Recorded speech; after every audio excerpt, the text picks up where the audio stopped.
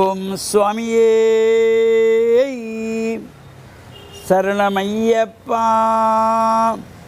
கன்னிமூல கணபதி பகவானே சரணமையப்பா. தோப்புக்கரணம் போட்டு வந்தோம் பிள்ளையாரே, தலையில் குட்டுகளும் குட்டி வந்தோம் பிள்ளையாரே. வேளமுகம் கொண்டவனே பிள்ளையாரே, வேளமுகம் கொண்டவனே பிள்ளையாரே. மக்கள் வேதனைகள் தீர்த்து வைப்பார் பிள்ளையாரே, மக்கள் வேதனைகள் தீர்த்து வைப்பான் பிள்ளையாரே. தோப்புக்கரணம் போட்டு வந்தோம் பிள்ளையாரே, தலையில் குட்டுகளும் குட்டி வந்தோம் பிள்ளையாரே. சுவாமியே சரணமையப்பா. மேன்மைகள் சைவ நீதி விளங்குக உலகமெல்லாம். நோயற்ற வாழ்வே குறைவற்ற செல்வம்.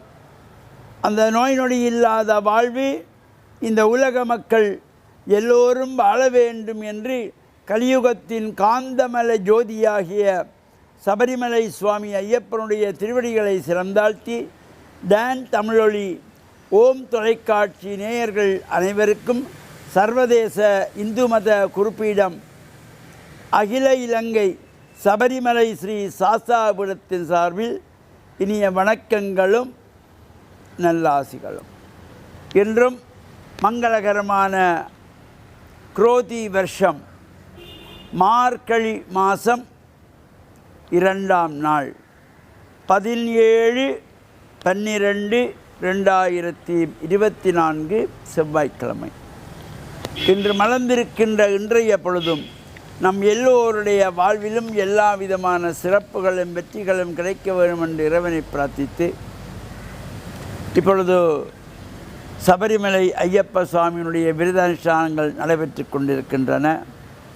அதேபோல் விக்கிரங்கள் தீர்க்கின்ற விநாயகப் பெருமானுடைய விநாயக சஷ்டி விரதம் நேற்றைய தினம் ஆரம்பமாகி இன்று 2வது நாளாக பிள்ளையார் ஆலயங்களிலே நடைபெறுகின்ற விசேஷமான அபிஷேகங்கள், பூஜைகள், ஆராதனைகளிலும் கலந்து இறையருளையெல்லாம் பெறுவதோடு இந்த பிள்ளையார் கதை படிப்பு நடைபெறுகின்ற இடங்களிலே சென்று நாமும் செவிமடுத்து இறையருளையெல்லாம் பெறுவதோடு இந்த ஐயப்பனுடைய பூஜை வழிபாடுகளிலே சிறப்பான உற்சவங்கள், பூஜைகள், வழிபாடுகள் நடைபெற்று கொண்டிருக்கின்றன. அந்த வகையிலே சுவாமி ஐயப்பனுடைய இந்த விரத காலங்களிலே மாலை அணிந்த சுவாமிகள் ஐயப்பனை வேண்டி காலை மாலை சரணகோஷங்கள் எழுப்பி பிரார்த்தனை செய்து கொள்வார்கள். அவ்வாறு விரதமாயிருந்து, இது ஒரு கடுமையான விரதம், ஏனைய விரதங்கள் போல் அல்ல, ஒரு வித்தியாசமான மனிதனை புனிதனாக்குகின்ற உயர்வை தருகின்ற விரதம்.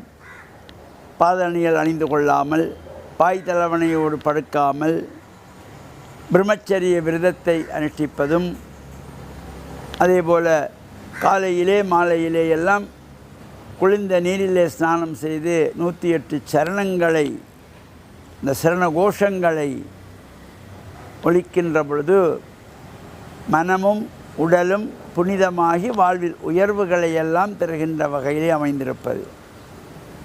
இங்கே சபரிமலை யாத்திரை செல்லுகின்ற பொழுது நாம் இந்த இருமுடி சுமந்து செல்லுவது, பேட்டை துள்ளல் என்கின்ற நிகழ்ச்சியோடு அங்கே எரிமேலியிலே அந்த வேடுவர்களைப் போல விஷம் போட்டு பேட்டை துள்ளுகின்ற நிகழ்வு, இவையெல்லாம் ஒரு முக்கிய வழிபாடாக. அவ்வாறு அங்கே காற்று பாதைகளுக்குள்ளே செல்கின்ற பொழுது பள்ளிக்கட்டு சபரிமலைக்கு கல்லும் முள்ளும் காலுக்கு மெத்தை என்று இந்த பாடல்களை பாடிக்கொண்டு போவார்கள்.